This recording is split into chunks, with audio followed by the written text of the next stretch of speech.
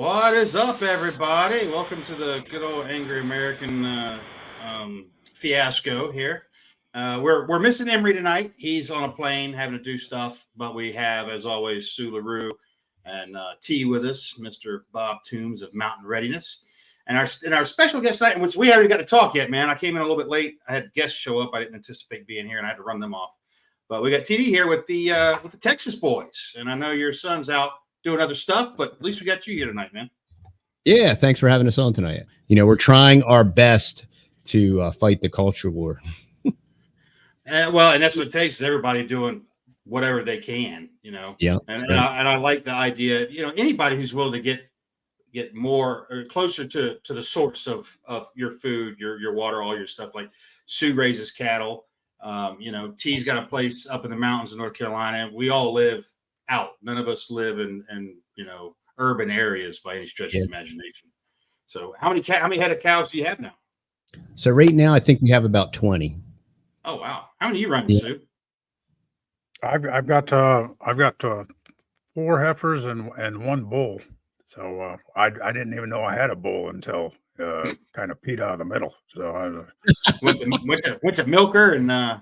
Yeah, I'm trying to figure out what I'm going to do with a Brahma bull. My wife thinks it's cute, and I say, yeah, it's cute for about 6 months, and then we got to figure out how we're going to get it back into a trailer and get it out of here. So. Yeah, bands, man, put bands on that thing now and get it over with. Band him up. Yeah, and then the rest of the heifers are Angus, and we kind of stumbled into it. I think what we're going to try to do is do the block of straws, where my wife's a vet tech, and we're going to try to do the artificial insemination instead of having, you know, bulls and worrying about, you know, people getting hurt or animals getting hurt, things like that. We're gonna try to build our herd off of these 4 heifers, mostly Angus Brahma mix type thing. Shorter legs, good for the mountains here in North Carolina. I'm from Texas originally, but a lot of the Texas cattle up here just don't do too well.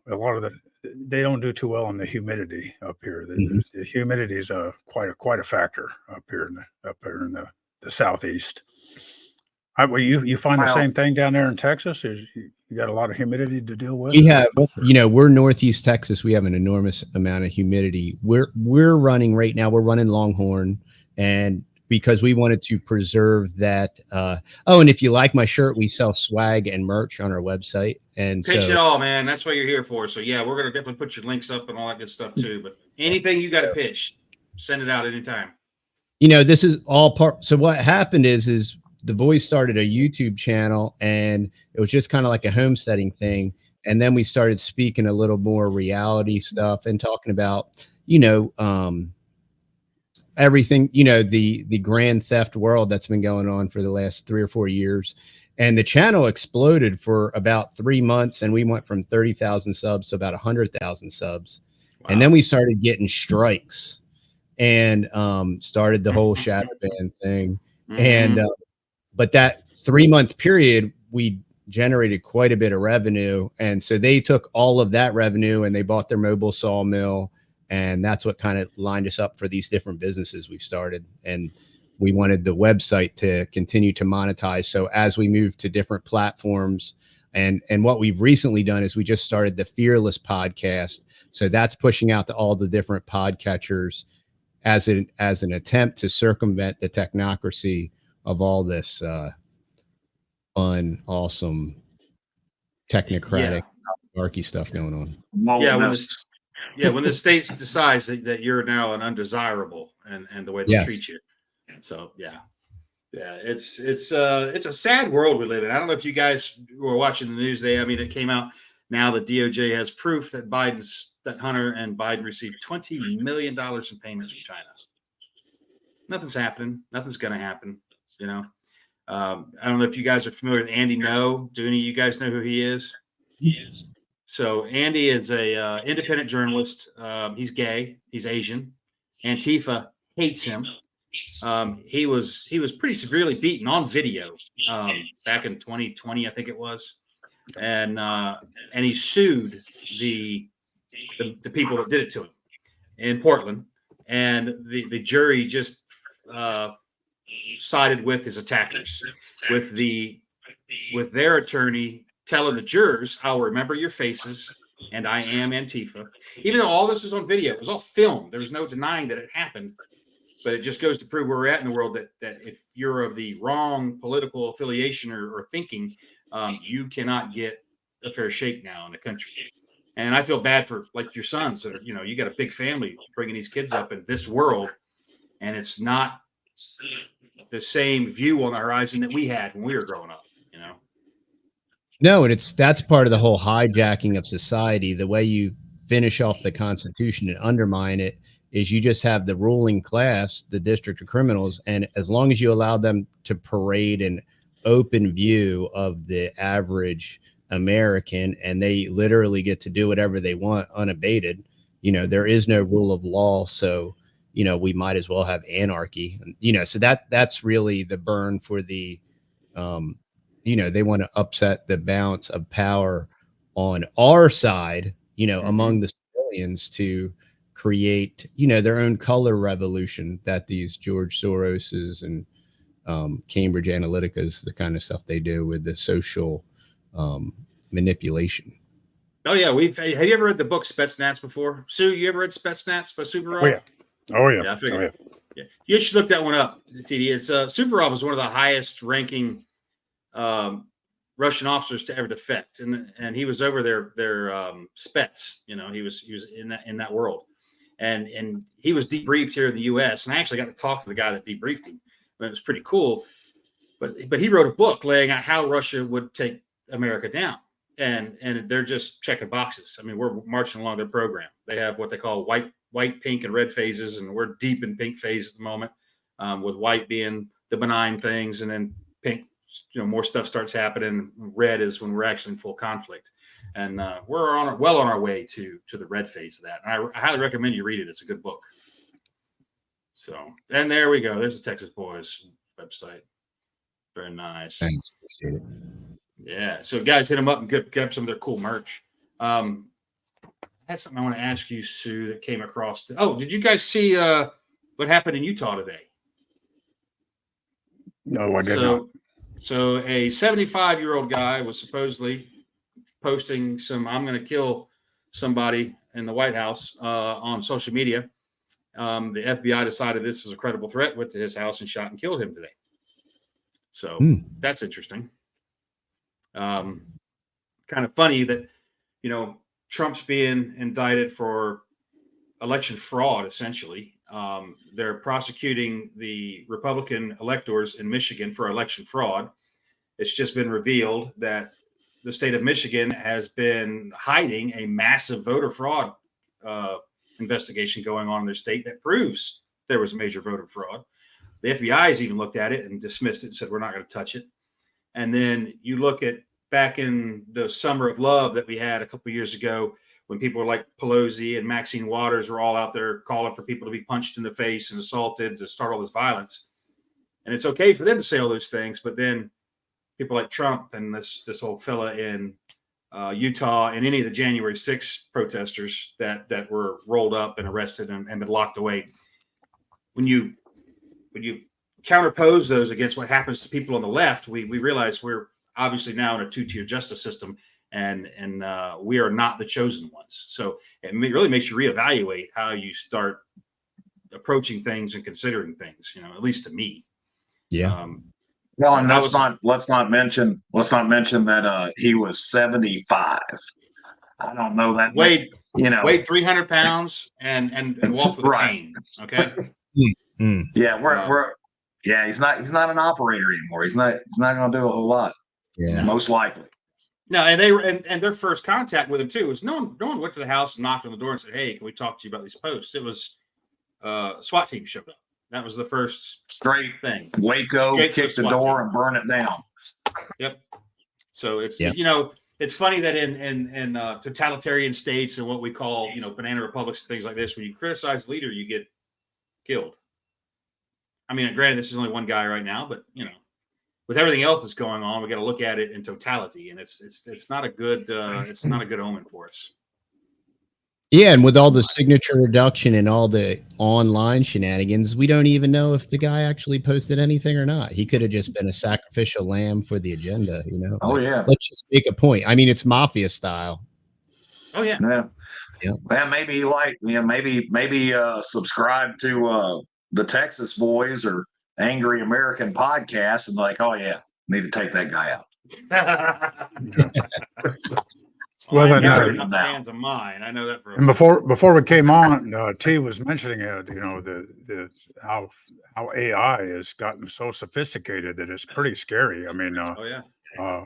our good friend Byron Russell needed a promo voice, and Byron is he's agnostic. He doesn't read the Bible at all. Just to irritate him, I sent him a recording of my voice in reading the first page of the Bible, and it was absolutely amazing how they could take that voice, his AI program that he bought.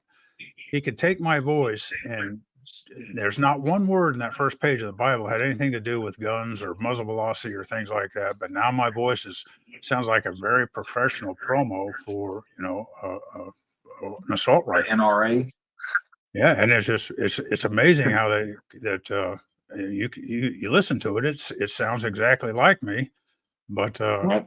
as we were saying, now somebody could take what the one page that I gave to Byron Russell, and they could make it sound like I'm doing some kind of a movement towards the government and things like that, and I'd be arrested and in jail overnight. They'd play that on CNN, and there's all the proof that everybody needs. I'm already convicted, and keys thrown That's a away. done deal. Yeah, I've been saying for several years now that, and this was before AI even got to where it is at this point.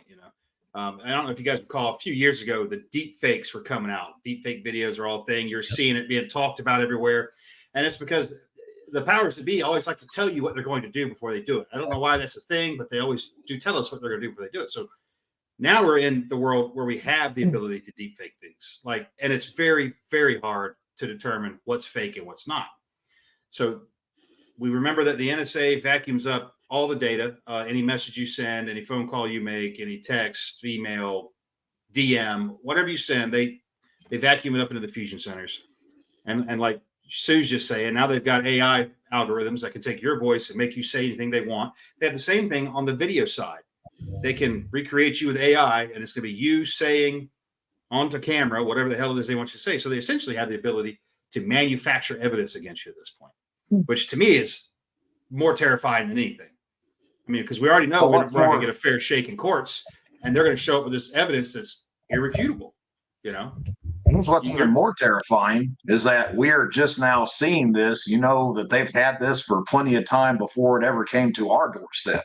So let's think about the past 10 years, maybe longer, of things that we have all watched on the telly that could have been, manufactured. Some of these videos I was watching just today, people are playing around with AI, and they had a comet in the video hitting the moon, and it was blowing up. And I mean, it looked real. I was like, good grief, it's scary. So 10 years, maybe we've been watching stuff that was manufactured. Well, we've got another guest now. Matt showed up. What's up? Yeah, I showed up. How y'all Welcome doing? to the show. We're good, man. How you doing? Howdy. Good. Just put in a full day's worth of work, and Dad's like, I think you're going to be running a little. He said the podcast starts at 7, and he told me last night it started at 8. So 8 Eastern. 8 Well, Eastern. It doesn't. You said it's that pesky time zone thing. Got home. Damn time zones. But I like how he started this off. Put in a full day's work. That's uncommon these days, man. That is uncommon these days. I got some around here that just won't even put in a 5 days work. Yeah. I wish they would put in a full day's work, half a day's work. Somewhere.